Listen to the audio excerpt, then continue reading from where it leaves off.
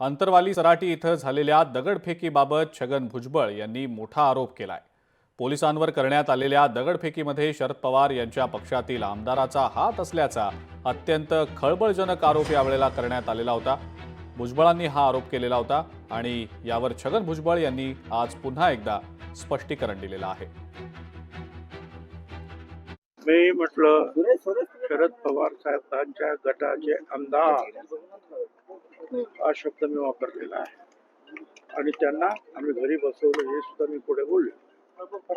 आणि मी हे पण म्हणालो की शरद पवारांना हे जर अगोदर सांगितलं होतं की सांगितलं असतं 84 पोलीस आणि महिला पोलीस जखमी झाल्या तर कदाचित ते आले नसते, परंतु एकतर्फी सांगण्यात आलं आणि त्यामुळे ते गेले म्हणून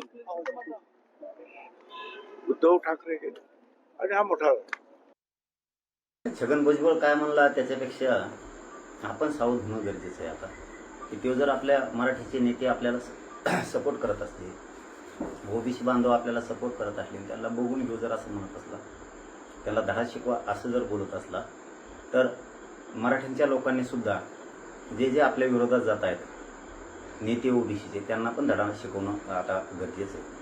आणि मराठा समाजानं दुसरंही काम ताकदीनं करणं गरजेचं आहे, ते म्हणजे जे मराठ्यांचे नेते आपल्या पाठीशी उभा राहत आहेत, मग ते पक्ष कोणचाही असू द्या, सत्ताधारी असू द्या, नाही ते विरोधक असू द्या, त्यांच्याही मराठा समाजाच्या लोकांनी ताकदीनं पाठीशी उभा राहणं सुद्धा गरजेचं आहे। आणि मराठा समाजाने राहावं सुद्धा, कारण जो आपलं काम करतो त्याच्या पाठीशी उभा राहणं आपली जबाबदारी आहे, तर समाजाचं कल्याण होत असतं। लोकशाही मराठी ऐका, पहा, जागरूक रहा।